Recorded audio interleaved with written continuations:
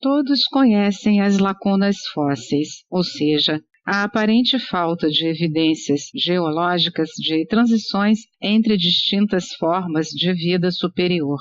Ao contrário das expectativas de grande número de biólogos desde Darwin, essas ainda não foram preenchidas com milhares e milhares de formas de vida intermediárias previstas. A maioria das lacunas é real, mas o que significam? O que provam? Os neodarwinistas e a maioria dos biólogos estão inseridos nessa categoria. Ainda insistem que as lacunas nada significam. Eles adotaram um evolucionismo promissivo, a ideia de que mais cedo ou mais tarde as lacunas serão preenchidas. Os oponentes mais ativos dessa postura são os seguidores da criação descrita no Gênesis bíblico, ou criacionismo, a ideia de que Deus criou a vida literalmente conforme está na Bíblia, ou seja, tudo de uma vez. Segundo eles, não existiu evolução. Os fósseis não querem dizer nada significativo e as lacunas fósseis são a prova viva disso, ou deveríamos dizer morta. Segundo o criacionismo, não pode haver intermediários. Dessa forma, hoje, os biólogos exibem os poucos intermediários que são encontrados nos dados fósseis como evidências a favor da evolução e do darwinismo, o que é muito enganador. É verdade que a existência de intermediários entre as duas linhagens fósseis, os répteis e as aves, refuta o criacionismo e prova o evolucionismo, mas o evolucionismo não é sinônimo de darwinismo, o que exigiria milhares e milhares desses intermediários para se comprovar. Um grupo menos radical que qualquer um dos dois já descritos adere a uma filosofia chamada desígnio inteligente. Como os criacionistas, eles, pelo menos a maioria, também acredita, desnecessariamente, que as lacunas fósseis não significam a evolução. Segundo eles, as espécies não mudam muito e um desenhista inteligente criou todas de uma vez. De modo implícito, presume-se que o desenhista inteligente seja Deus, mas não se faz referência alguma à Bíblia. É fácil criticar os criacionistas e os teóricos do desígnio inteligente. O relato bíblico da criação do mundo e da vida, se analisado de maneira literal, é simplesmente errôneo. Os dados geológicos e radioativos sobre a idade da Terra concluem o contrário. Em parte, os proponentes do desígnio inteligente também estão enganados. Há inúmeras evidências de que as espécies evoluem das espécies mais antigas. Temos muito em comum com os macacos. Os macacos têm muito em comum com mamíferos inferiores na escala evolucionária, e assim por diante. Se você analisar o início do desenvolvimento do embrião de uma espécie, abre aspas, superior, fecha aspas, verá que os estágios lembram o desenvolvimento de criaturas inferiores de uma era anterior. Os darwinistas compreenderam isso corretamente. As espécies posteriores evoluem a partir dos ancestrais anteriores, e sobre isso não há dúvidas. No entanto, os neodarwinistas estão totalmente enganados quando dizem que não há significado e propósito na evolução, que não existe papel da inteligência no desenho da vida e de seu desenvolvimento, que não há criaturas inferiores ou superiores. Sua insistência em dizer que a evolução é um processo material devido ao acaso cego e à necessidade de sobrevivência é miopia pura. Como disse Abraham Maslow, suponho que seja tentador, se você só tem como ferramenta um martelo, tratar tudo como um punhado de pregos. Os neodarwinistas são materialistas. O martelo de que dispõem é que tudo é feito de matéria mediante a causação ascendente e que a vida é o jogo de genes que levam informações hereditárias. Não há espaço nessa filosofia para se falar de significado, de propósito ou de desígnio inteligente, exceto pelo valor de sobrevivência da espécie que essas ideias possam ter. Vejamos a questão do significado. Para que o significado evolua como um valor de sobrevivência por adaptação, a matéria precisa ser capaz de processar o significado. Na gramática, porém, há uma diferença entre sintaxe e significado. O processamento de símbolos na matéria, na forma de um computador, é semelhante ao processamento da sintaxe. Assim, a ideia de processamento do significado pela matéria sempre foi um pouco suspeita. E pesquisas recentes, em 1989, confirmaram que os computadores e, portanto, a matéria nunca podem processar significados. Vide capítulo 12. Como a natureza pode selecionar uma qualidade da matéria que ela mesma não pode processar? Essa falha na tentativa de explicar qualidades inteligentes como a adaptação evolucionária fica ainda mais óbvia quando perguntamos como surge nossa capacidade de descobrir uma lei científica. Esta descoberta tem valor para a sobrevivência, isso não se questiona. A pergunta é: será que o conhecimento das leis científicas pode, de algum modo, estar codificado na matéria? Podem surgir do movimento aleatório da matéria? As tentativas de provar que esse é o caso não tiveram sucesso. A questão de como a consciência pode se desenvolver na matéria é outro problema. Será que a matéria pode codificar a consciência? Essa é uma pergunta difícil. Como objetos que interagem podem produzir a percepção da cisão sujeito-objeto? Se as interações materiais nunca podem produzir a consciência, pensar na consciência como um valor que se desenvolveu por adaptação não faz sentido algum. Assim, os defensores do desígnio inteligente acertaram ou não? Não exatamente. A prova científica conclusiva de que existe propósito na criação de Deus é que existe uma flecha biológica do tempo.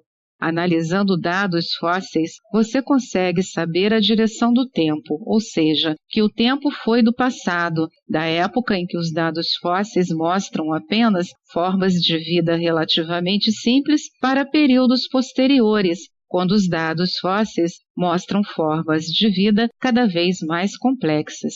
E apenas os dados fósseis mais recentes mostram a nós, seres humanos, a mais complexa das criaturas vivas. Assim, o propósito da criação é criar complexidade, e a flecha biológica do tempo se desloca da simplicidade para a complexidade dos organismos vivos.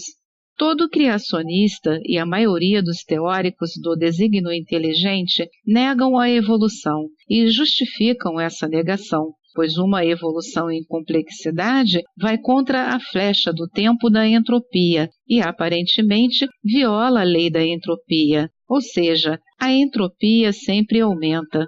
Ao negarem a evolução, esses teóricos estão deixando de ver uma das melhores evidências de Deus, e os evolucionistas acabam deixando de ver o propósito e o desígnio na vida. Continuando, o que as lacunas fósseis evidenciam? À parte o lento ritmo de evolução sugerido por Darwin e aceito pelos neo-darwinistas, há um ritmo rápido da evolução, tão rápido que não há tempo para a formação de fósseis. Este ritmo acelerado é que produz as lacunas fósseis. Em outras palavras, a evolução é como um texto em prosa com pontuação. Há sinais de pontuação descontínuos em meio à prosa, que no mais é contínua. Os proponentes da ideia são chamados pontuacionistas. Outra classe de biólogos, chamados biólogos desenvolvimentistas ou teóricos do organismo, por enfatizarem o papel do organismo, têm apoiado essa ideia de um ritmo diferente, porque acreditam que a evolução importante no nível macro deve envolver o desenvolvimento de um novo órgão. No entanto, um órgão complexo não pode se desenvolver pouco a pouco. Um fragmento de olho não pode ver. Assim, essa macroevolução deve ser descontínua, exigindo um ritmo acelerado.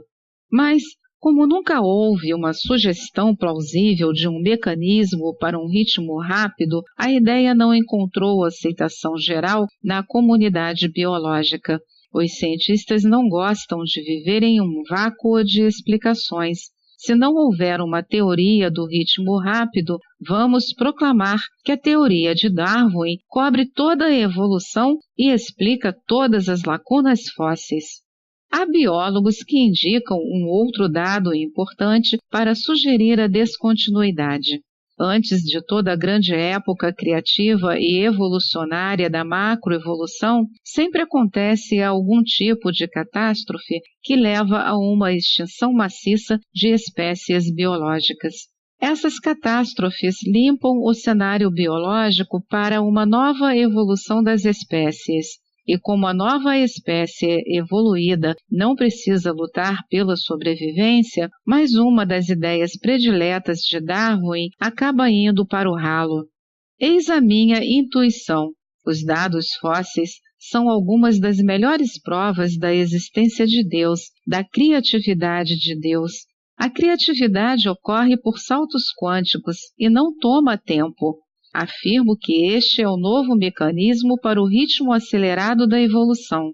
A seguir, vou mostrar que essa teoria integra o pensamento de todos, dos teóricos do desígnio inteligente, pois o desígnio ao qual se chega pela criatividade é inteligente, obviamente, e também porque o desenhista é Deus. E dos biólogos desenvolvimentistas, pois na realidade é fundamental a criatividade, um salto gigantesco para ver todas as possibilidades corretas para a elaboração de um novo órgão e depois para a formação do órgão. Essa teoria satisfaz os pensadores da catástrofe, pois a morte faz parte da criatividade, a destruição antes da criação.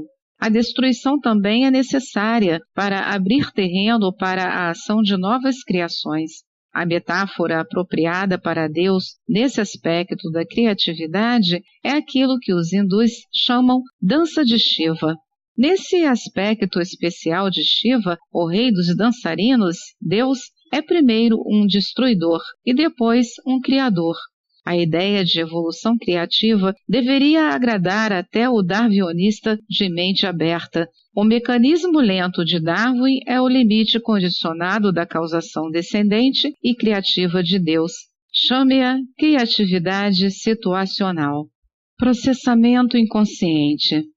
O maior problema da macroevolução biológica é que um passo tão amplo exige tantas mudanças no nível genético, tantas mutações ou variações. Por exemplo, o desenvolvimento de um olho a partir do nada exige milhares e milhares de novos genes, mas cada mutação ou variação genética, segundo o neodarwinismo, é selecionada individualmente.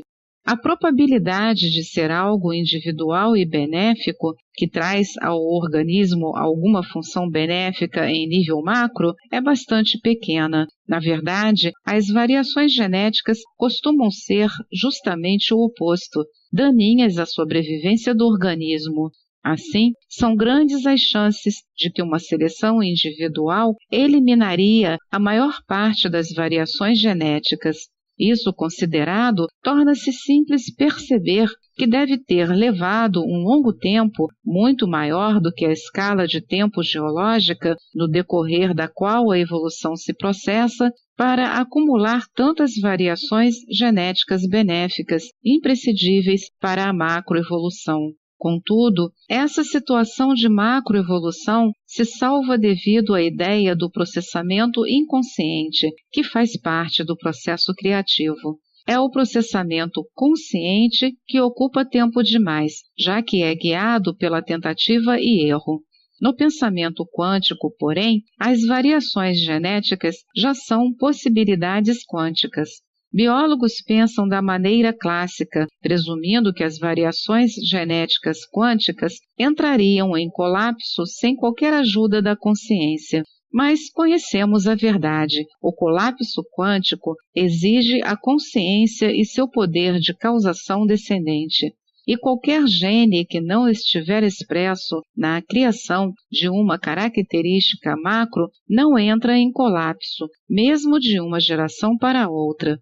A consciência não causa o colapso das variações genéticas não expressadas, todas elas possibilidades quânticas, até que uma sua configuração forme um novo órgão quando expressada. A consciência espera o momento adequado, da mesma forma como fazemos em nosso processo criativo. O fundamental é que a consciência tenha o projeto vital do órgão, dando-lhe inconscientemente um parâmetro aproximado daquilo que precisa processar. Quando há um ajuste que Rupert Sheldrake chamou ressonância mórfica, ocorre um salto quântico e a consciência realiza uma representação física, o órgão do projeto morfogenético, expressando de uma única vez todos os genes necessários e que não entraram em colapso. Enfim, não há registro fóssil para os estágios intermediários porque não há estágios intermediários. Desse modo, percebe-se claramente que as lacunas fósseis são evidências da criatividade biológica de saltos quânticos na evolução e nos proporcionam uma das mais espetaculares evidências para a existência de Deus, como consciência quântica e da criatividade de Deus. E o que dizer do intermediário ocasional que aparece na natureza? Os projetos morfogenéticos são representações vitais de funções arquetípicas. Às vezes, na jornada da descoberta criativa, dois arquétipos se envolvem e suas representações físicas ocorrem em conjunto, originando um intermediário. Uma pergunta, porém, ainda precisa ser respondida. A criatividade humana consiste no ato do indivíduo criativo que dá um salto quântico na direção de Deus, consciência quântica, tornando possível o colapso quântico criativo. E claro, esse indivíduo tem um papel a cumprir. Então, qual o papel do organismo na criatividade biológica? Mais adiante, iremos voltar a esta questão. Esta é mais uma edição do canal Livros Falados Voz Humana. Que o bem, o bom e o belo se multipliquem em benefício das criaturas.